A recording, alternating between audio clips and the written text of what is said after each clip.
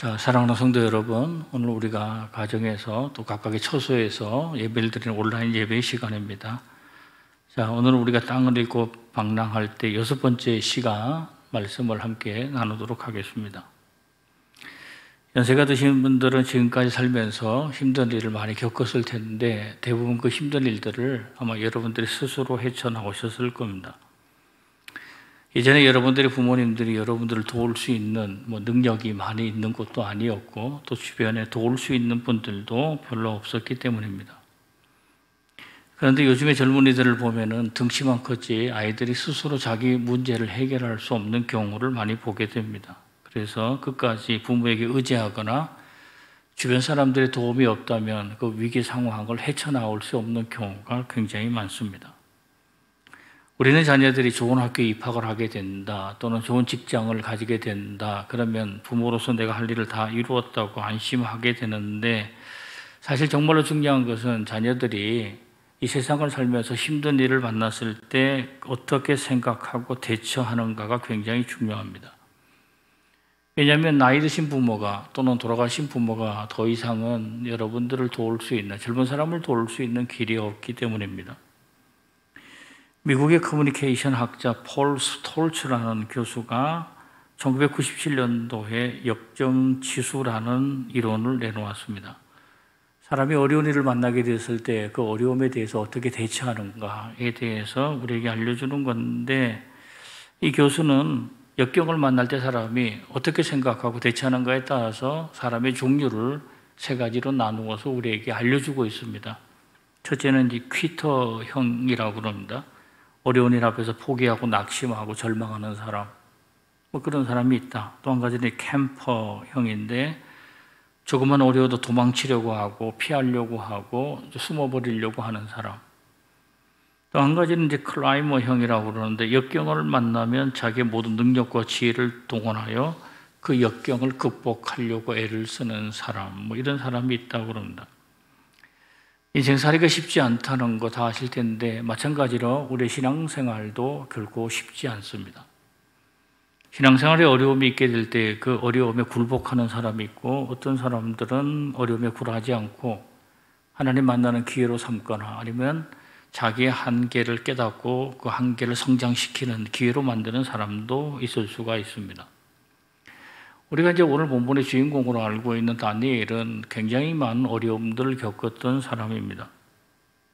어린 나이에 나라가 망해서 어려워졌고, 또 바벨론의 포로로 끌려와서 그가 굉장히 힘든 시간들을 보내게 됐고, 또 자리를 잡을 쯤 돼서는 다른 사람들의 시기나 질투를 받으면서 또 어려운 상태에 그가 처하게 됐습니다.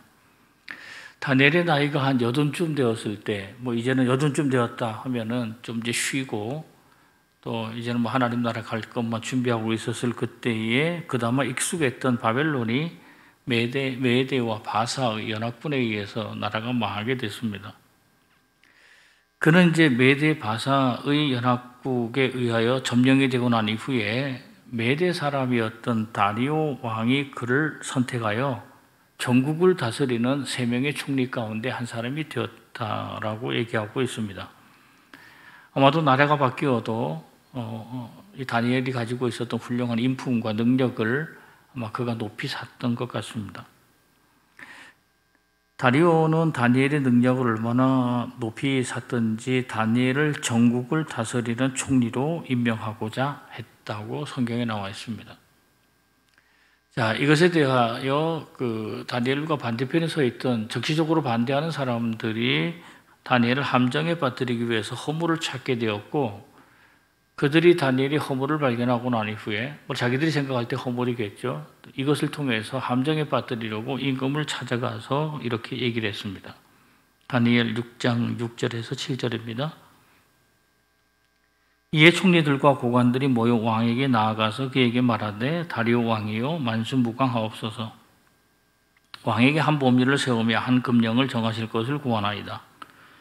왕이여, 그것은 곧 이제부터 30일 동안 누구든지 왕 외의 어떤 신에게나 사람에게 무엇을 구하면 사자굴에 던져놓기로 한 것이니이다. 자, 이 법령이 지금 얘기하고 있는 것은 앞으로 30일 동안 오직 왕에게만 기도해야 한다.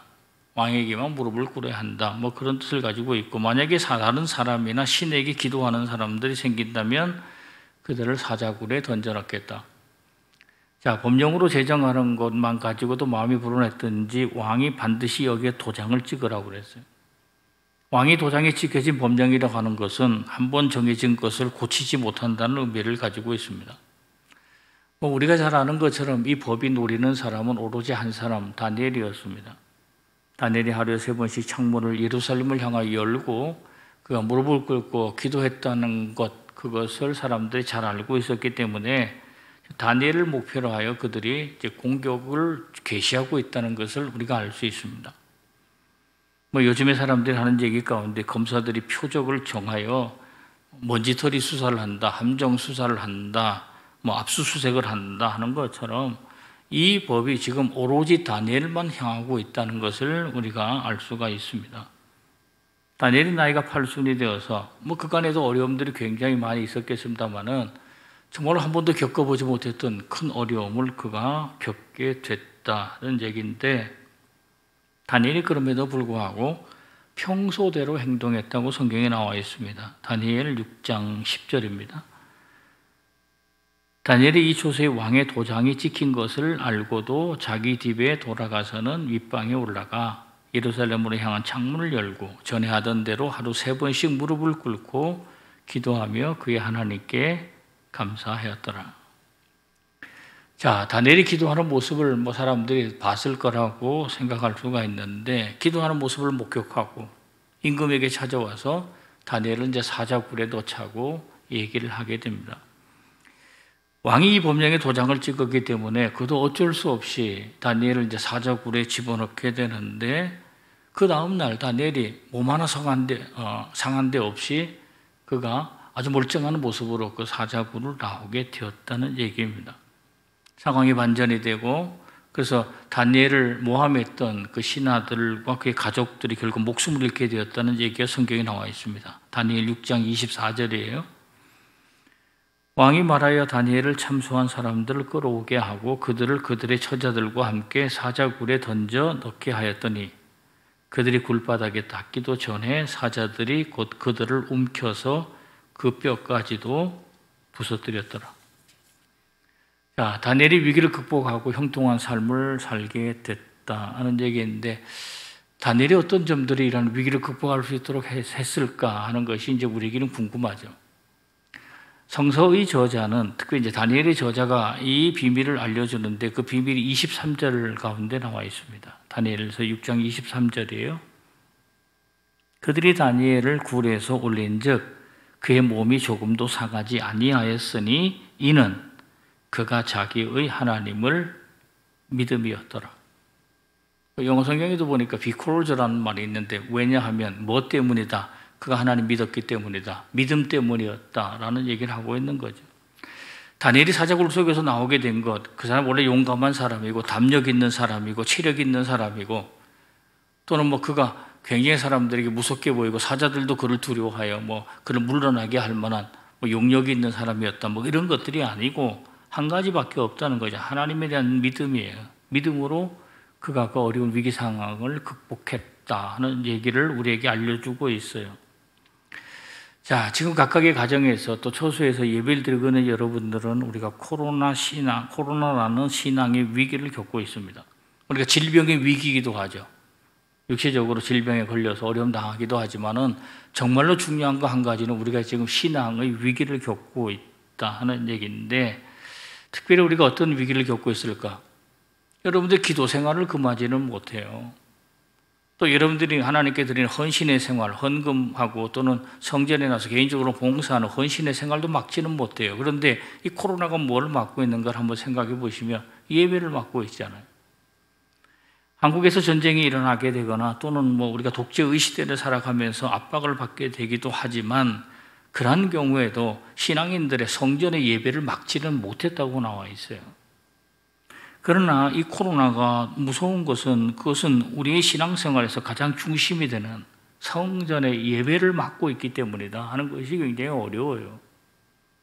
지금은 사람들이 온라인으로 예배를 드리기도 하지만은 예배 참석하지 못하다 보니까 성전 예배가 우리에게 얼마나 중요한지를 잊어버리게 될 때가 많고, 그래서 어쩌게 생각해 보면 예배에 참석하는 이 습관들, 관행들이 어쩌면 점점점 잊혀지게 되는, 어쩌면 예배 드리지 않는 것이, 그러니까 가정에서 예배를 텔레비전을 통해서, 유튜브를 통해서 예배를 드리는 것을 편하게 느껴지는 굉장히 이상한 시기 가운데 우리가 살고 있게 되는데, 이 모든 것들을 생각해 보면 우리가 지금 신앙생활의 위기를 겪고 있다, 이렇게 볼 수가 있는 거죠. 다니엘이 자기 위기 상황을, 기도하지 말라고 했던 위기 상황을 믿음으로 이겼던 것처럼 예배를 드리지 못하게 하는 이 위기 상황을 우리가 무엇으로 이길 수 있을까? 믿음으로 우리도 이길 수 있다는 걸 한번 생각해 보면서 다니엘이 가졌던 믿음에 대해서 우리가 한번 살펴보려고 합니다. 첫째로 이런 생각을 했습니다. 다니엘이 가졌던 믿음은 하나님을 우선으로 하는 믿음이었다. 하나님 우선 또는 하나님 중심, 우리가 생각을 해볼 수가 있을 겁니다. 인간적으로 다니엘을 생각을 해보면 80살까지 살았던 다니엘이 순진한 사람이거나 단순한 사람은 아니었을 거라고 생각할 수 있어요. 나라가 망해서 포로로 끌려와서 10대 어린 나이로부터 정치가 굉장히 치열하게 다툼을 벌이고 있던 왕궁에서 오랫동안 살았던 사람이고, 그 왕궁에서 높은 자리까지 올랐던 사람인데, 한마디로 말하면 다니엘은 정치인이라고 볼 수가 있어요. 정치를 하는 사람이에요. 정치를 하는 사람들이 매사의 사건을 단순하게 보질 않죠. 어떤 사건이 일어나게 되거나 어떤 법령이 정해지게 될 때 뭐부터 생각을 하는가? 그것이 내게 유익한가? 이거 먼저 생각을 할 거예요. 또는 내가 속해 있던 유대 공동체에 이것이 도움이 되는 일인가? 아마 이런 것도 생각했을 거고, 또 집단적으로 사람들이 임금을 찾아가서 무엇에 대해서 지금 강구하고 있는 모습을 보게 된다면은 아마 측근들을 통해서 정세를 분석하거나 대비하는 일을 했을 거라고 볼 수 있어요. 왜냐하면 내가 몰락하는 것은 나의 몰락이 아니에요. 유대 공동체 전체의 몰락을 의미하기도 하기 때문에 아마 굉장히 자세하게 살펴보았을 거다 하는 것을 알 수 있어요. 다니엘은 30일 동안 왕 외에 어떤 것에도 엎드려 기도해서는 안 된다라는 이 법이 무엇을 의미하는지를 아마 뻔히 알고 있었을 겁니다. 이 법이 지금 자기를 향하고 있구나 하는 것을 얼마든지 간파했을 거라고 볼 수 있어요. 그러니까 정치인으로서의 다니엘은 아마도 몇 가지 시나리오를 가지고 고민을 했을 건데, 첫째 뭔가 임금을 설득한다. 그래도 내가 임금에게 개인적으로 신뢰를 받고 있는 사람이니까 임금을 설득하여 이것을 얼마든지 다시 되돌릴 수 있을 거다, 뭐 그런 생각도 할 수가 있을 거고, 또 한 가지는 뭐예요? 반대파를 제거한다, 뭐 그런 생각도 할 수가 있을 거고, 또는 정치적으로 판단하여 잠시 기도하는 것을 중단한다. 또는 다른 사람이 볼 수 있도록 위층에 올라가서 문을 열어놓고 기도하지 않고 지하로 내서 숨어가서 기도한다. 이런 정도로 얼마든지 생각할 수 있을 텐데, 다니엘의 최종 판단은 무엇으로 했는가? 정치적으로 판단하지 않았다. 무엇으로 판단했는가? 그는 신앙적으로 판단했다. 내가 신앙인으로서 하나님께 기도하는 것을 게을리하면 안 되겠다고 생각을 하고 신앙인으로 판단하고 기도하는 일을 그는 게을리하지 않았다는 얘기입니다. 인생의 위기 가운데서 그가 계속 기도해야 되겠다라고 하는 이 신앙인의 판단은 어디서 온 건가? 하나님을 우선으로 살겠다는 믿음에서 나왔다는 것을 알 수 있어요. 가장 중요한 말씀이 10절 말씀인데, 그 10절의 시작이 이렇게 시작을 하는 거예요. 다니엘이 그 조서에 어인이 찍힌 것을 알고도 이렇게 나왔어요. 임금의 도장이 찍혔다. 이것은 도저히 물릴 수 없는 법이다. 또 임금이 얼마나 무섭다, 임금의 명령이 무섭다는 것을 알고 있었다. 또는 왕의 명령을 어기는 것이 굉장히 힘들다는 것을 알고 있었음에도 불구하고 그는 왕의 명령에 정면으로 도전하려고 했다는 건데, 이것은 다니엘에게 하나님을 우선으로 하는 믿음이 있었기 때문에나 가능한 일이었다고 볼 수 있습니다. 우리 주변에는 하나님을 우선으로 하는 사람이 있게 되는데, 하나님을 우선으로 하는 사람에게 나타나는 현상은 뭘까? 하나님이 크게 보이는 거예요.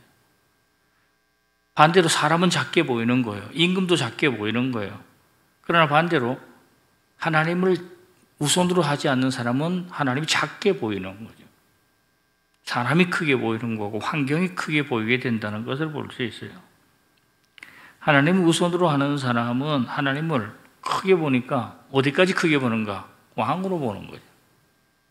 그분이 왕이시고 천지 만물을 창조하신 분이기도 하고 천지 만물을 주관하는 분이기도 하다. 이렇게 보는 것. 또 하나님 우선으로 생각하는 사람은 주변의 환경과 어려운 역경들이 크게 보이질 않아요. 그래서 환경 때문에 마음이 바뀌지 않는 거예요. 또 하나님 우선으로 하는 사람은 하나님 원하시는 일에 충성하는 사람이고 매일 하나님 만나기를 원하는 사람. 이게 이제 하나님을 우선으로 하는 삶을 사는 사람의 모습이라고 볼 수 있어요. 스코틀랜드의 목회자 앤드류 모나라는 사람의 생활 원칙. 전에도 한번 말씀드린 적이 있는데 굉장히 중요하기 때문에 제가 다시 한번 말씀드리는데 그분이 이렇게 얘기했어요. 예수께 먼저 말씀드리기 전에는 누구에게도 이야기하지 않는다. 무릎을 꿇기 전에는 아무 일도 하지 않는다. 성경을 읽기 전에는 어떤 글도 읽지 않는다. 제가 새벽기도 시간에 오시는 분들에게 드리는 말씀 가운데 이제 이런 말씀을 드려요. 우리가 이제 새벽에 처음 일어나게 되면 첫 입을 떼는 거잖아요. 입을 떼면서 먼저 하나님께 감사의 기도, 또 하나님을 찬송하는 거. 이렇게 우리가 입을 떼는 것이 굉장히 중요하다. 첫 입술을 떼면서 하나님께 감사하자. 이렇게 말씀드린 적이 있는데 이런 분들은 어떤 분들인가? 하나님을 우선으로 하는 사람이다. 이렇게 볼 수 있는 거죠. 다니엘에게 이 믿음을 볼 수가 있는 거예요. 하나님을 먼저 생각하고 하나님 우선으로 생각하는 하나님 중심으로 살아가는 믿음이 그에게 있었구나 하는 것을 알 수 있습니다. 두 번째로는 다니엘은 하나님이 원하시는 대로 사는 믿음이 있었다는 거예요. 하나님이 원하시는 대로 그의 삶을 이끌어가려고 그가 하고 있었다는 것을 알 수 있어요. 다니엘이 이제 기도를 열심히 하는 사람이지만 기도만 했던 사람은 아니에요. 하나님의 말씀도 열심히 읽었다고 볼 수가 있는데 그가 주로 읽었던 것이 예레미야서를 읽었다는 얘기가 성경 가운데 있어요. 다니엘 9장 2절이에요. 그 통치 원년에 나 다니엘이 책을 통해 여호와께서 말씀으로 선지자 예레미야에게 알려주신 그 연수를 깨달았나니 곧 예루살렘의 황폐함이 70년 만에 그치리라 하신 것이니라. 이제 바빌론의 포로 생활을 와서 있으면서 그가 예레미야서의 말씀을 읽으면서 뭘 알게 되었는가? 우리가 바빌론의 포로 생활이 70년을 넘지 않게 된다는 사실을 그가 알게 되었다는 얘기입니다. 10대의 나이에 들어왔고 지금 나이가 80이 넘었어요. 지금 70년이 다 됐다고 볼 수 있는 거죠. 그러니까 곧 바벨론이 망하고 다시 유대로 귀환할 수 있을 거라는 생각을 가지고 있었다. 실제적으로 이제 고레스에 의하여 바벨론이 망하고 난 이후에 고레스 칙령에 따라서 유대인들이 이제 귀환하게 되는 거예요. 예루살렘을 귀환하게 될 때에 놀라운 것은 다니엘이 함께 돌아오지 않았다는 것이 놀라워요. 우리는 그 이유에 대해서 정확하게 알 수는 없습니다만 이제 이런 추정은 할 수가 있죠. 첫째는 그가 고령이었다는 거. 80세 고령으로 그렇게 먼 길을 다시 그가 돌아올 수 없었을지도 모른다. 그런 생각도 할 수가 있는데 또 한 가지는 하나님의 명령이 있었을 거라고 보는 거예요. 왜냐하면 지금 이스라엘 백성들이 돌아가게 돼서 어떤 일을 하게 될 때에 누군가가 이곳에서 임금을 통하여 그들을 도울 수 있는 일들을 맡겨주신 것이 아닌가 하는 생각을 할 수 있는 거죠. 그러니까 다니엘은 어떤 사람인가? 그도 얼마나 고향을 돌아가고 싶겠어요. 그러나 하나님이 가라면 가고 하나님이 여기에 머물라면 그들은 머물러 있는 그냥 하나님이 하라는 대로 하는 그런 믿음을 그가 가지고 있었다는 것을 알 수가 있어요. 우리가 이 다니엘이 하나님께서 원하시는 대로 살려고 했다는 것을 어떻게 알 수 있는가? 그가 하는 기도 가운데 지금 가장 어려운 상황에서 그가 하나님께 기도 생활을 하게 될 때, 기도를 하게 될 때 살려달라고 기도하는 게 아니잖아요. 또 불평하는 기도하는 게 아니잖아요. 지금 환경을 어떻게 이기게 해달라고 기도하는 게 아니잖아요. 오히려 그 어떤 기도를 했는가? 하나님께 감사의 기도를 했다. 이런 걸 보면은 그는 하나님께서 원하는 대로 살려고 애를 썼다는 것을 알 수 있어요. 그러면 왜 이 사자굴 사건과 같은 일들이 다니엘에게 있게 됐을까 하는 거예요. 하나님 다니엘을 시험하려고 했던 것일까? 다니엘이 얼마나 믿음이 큰 사람인지를 알려고 했던 것일까? 사실 그렇지 않다는 것이 그 뒤에 말씀을 통해서 우리가 알 수가 있어요. 자, 사자굴 사건을 통해서 변화된 사람이 한 사람 등장하게 되는데 그 사람은 다리오 왕이에요. 그 왕이 어떤 일을 겪었는가 보세요. 다니엘이 이제 사자굴에 들어가게 될 때에 안타까운 마음으로 했던 얘기가 있어요. 다니엘 6장 16절이에요. 왕이 다니엘에게 이르되 내가 항상 섬기는 너희 하나님이 너를 구원하시리라 하니라. 너희 하나님이 너를 구원할 거다. 이렇게 이제 간절한 마음을 가지고 안타까운 마음으로 이제 다니엘을 사자굴로 보내게 되죠. 그리고 다니엘이 사자굴에 갇히고 난 이후에 이 다리오가 밤에 잠을 이루지 못하고 금식했다고 성경에 나와 있어요. 그리고 날이 새기가 무섭게 사자굴로 찾아가서 살아계신 하나님의 종 다니엘아 이렇게 얘기를 하게 되는데 다니엘서 6장 19절에서 20절이에요.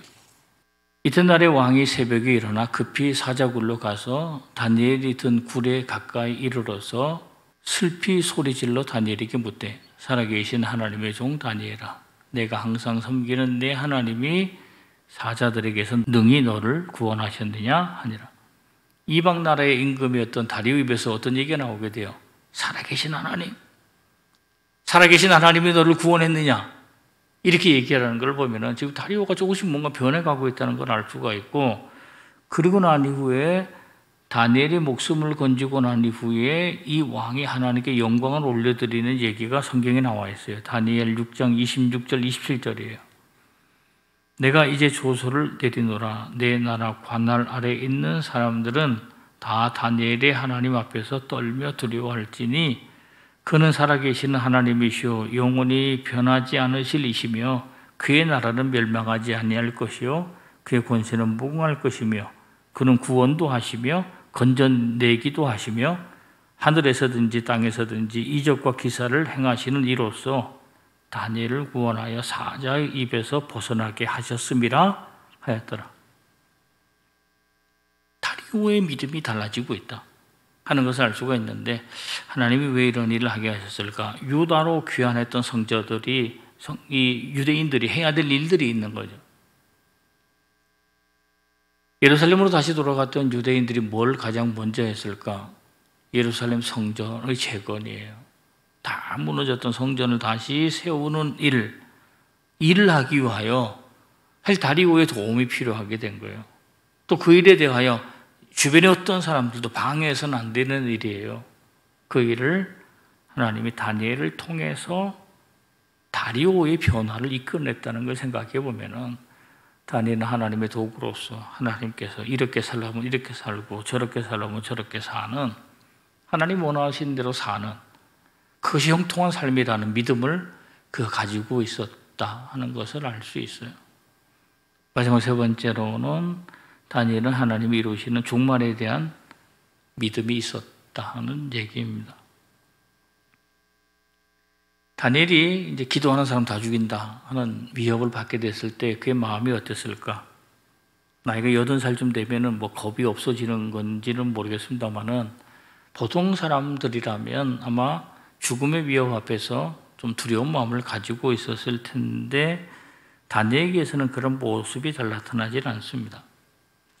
저는 다니엘을 보면서 그런 생각을 했어요. 그는 영적으로 내공을 가진 사람이다 이렇게 생각을 했습니다. 내공이라는 게 과연 뭘까? 요즘에 이제 영적 내공에 대해서 얘기하는 분들이 있는데, 뭐 그전에 우리가 뭐 성령에 충만한다, 뭐 은사를 행한다 이런 게 관심이 많았습니다만은 영적으로 내공을 갖는 것, 흔들리지 않는 믿음을 갖기 위하여 이제 위기 상황과 또 역경 가운데서도 흔들리지 않는 믿음을 갖기 위하여 영적 내공을 갖는 것은 굉장히 중요한데, 우리가 이제 내공이라는 단어는 뭘까? 사람이 어떤 분야에 열심히 심취하여 열심히 공부하고 난 이후에 얻게 된 기술 또는 힘, 지식 이런 것들, 뭐 공력이라고 얘기하는 것들이 있어요. 한 분야에 열심히 하는 사람들이 얻게 되는 건데, 이 공력을 두 가지로 볼 수가 있는데, 하나는 내공과 외공이에요. 외공이라는 것은 사람이 만약에 뭐 장풍을 만들어낸다, 뭐 그럴 때 손에서 뭐 바람이 나오게 된다, 이런 것들은 우리가 외공이라고 볼 수가 있는 거죠. 내공이라는 것은 그 외공을 만들어내는 힘이에요. 그러니까 체력이나 또는 뭐 정신력이나 그 외공을 만들어낼 수 있는 것들이 있게 되는데, 사람이 어떤 일을 했다, 위기 상황에서 흔들리지 않았다, 또는 뭐 불굴의 투지를 가지고 뭘 했다. 이게 대부분 내공이 있는 사람들이 하는 거지.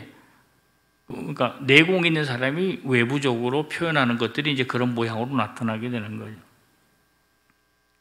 논어에 보면은 내공을 가진 사람들에 대해서 우리에게 알려주는 게 있는데 군자의 모습을 알아보는 경우가 있어요. 군자의 모습을 보면서 야, 군자는 저런 사람이구나 하는 게 있어요.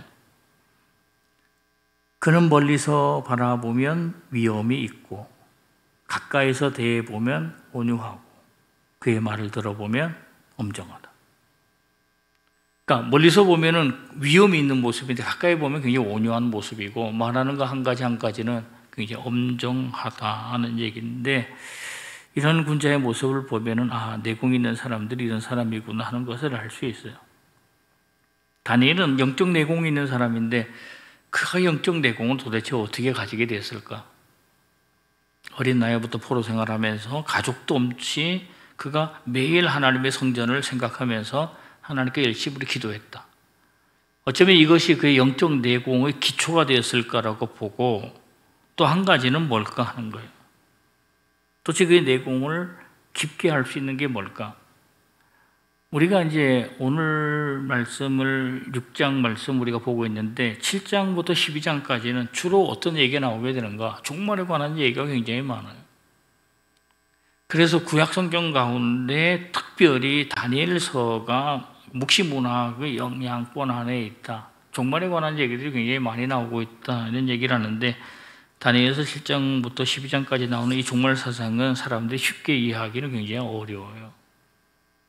근데 제가 왜 이 종말의 사상에 대해서 말씀드리냐면은 다니엘이 영적 내공을 가지고 흔들리지 않는 믿음을 갖게 된 이유 중에 가장 중요한 것 한 가지가 있는데 그것은 종말의 사상이에요. 그는 이런 생각을 가지고 있었던 것 같아요. 반드시 세상의 나라가 망한다는 생각을 가지고 있었어요. 아무리 그것이 크다 할지라도 뭐 견고한 성을 쌓는다 할지라도 반드시 세상의 나라는 망한다. 이 생각 가지고 계시고 또 한 가지는 그 마지막 종말은 뭐 저절로 이루어지는 거 아니다. 하나님께서 그 종말을 만들어내신다. 이끄신다 하는 생각을 가지고 있었고 또 하나님 보내시는 메시아가 오셔서 결국 하나님 나라를 만들어내신다. 이 종말의 사상을 가지고 있었어요. 이 종말에 대한 사상을 가지고 있었기 때문에 그 믿음이 있었기 때문에 영적 내공을 가진 사람으로서 그 믿음이 흔들리지 않았다는 것을 우리가 알 수 있습니다. 코로나의 시기에 우리가 영적 내공을 가진 사람이 되어야 합니다. 이런저런 소식에 흔들리거나 뭐 이런저런 것 때문에 불평하거나 원망하거나 그렇게 할 것이 아니고 어쩌면 코로나의 위기 가운데 하나님 무엇을 내게 원하시는가? 너 성전 예배에 대해서 열망이 있어? 이렇게 물어볼 수도 있다는 거예요. 어떤 목회자들이 저한테 뭐 전화 와서 이렇게 얘기하는 분도 있더라고요. 이거 뭐 정부에서 뭐 조작하는 거 아니야. 그리고 정부에서 예배를 못 드리게 해가지고 뭐 불편하다, 뭐 힘들다 이렇게 얘기하는데 제가 생각할 때는 우리가 이걸 통해서 영적 내공을 가지고 있는 사람이라면 조금 다른 차원에서 생각을 할 필요가 있다. 그것은 이걸 통하여 그동안 의미 없이 드렸던 성전에 예배가 많았는데 야, 성전에서 예배 드린다는 것이 이렇게 귀한 일이구나라는 것을 깨닫게 하는 것. 또 성전에서 예배를 드리는 열망을 내가 얼마나 가지고 있는지. 내가 지금 가정과 처소에서 온라인으로 예배를 드리지만 하나님, 제 마음이 이미 성전에 가 있습니다. 또는 내가 성전을 사모하고 있습니다. 또는 성전에서 예배 드릴 때는 정말 이전과는 다른 모습으로 하나님께 예배 드리겠습니다라는 그 결심이 영적 내공이 있는 사람들에게만 보여지지 않을까 하는 것입니다. 코로나의 시기를 겪으면서 영적 내공을 가지는 이거 종말에 대한 믿음 통해서 나타난다고 제가 말씀드렸어요. 하나님 나라가 결국 우리에게 임하신다는 믿음으로 여러분들이 어려움들을 다 이겨내시기를 주님의 이름으로 간절히 축원합니다. 다 같이 기도하겠습니다. 사랑이 많으신 아버지 하나님 고맙습니다.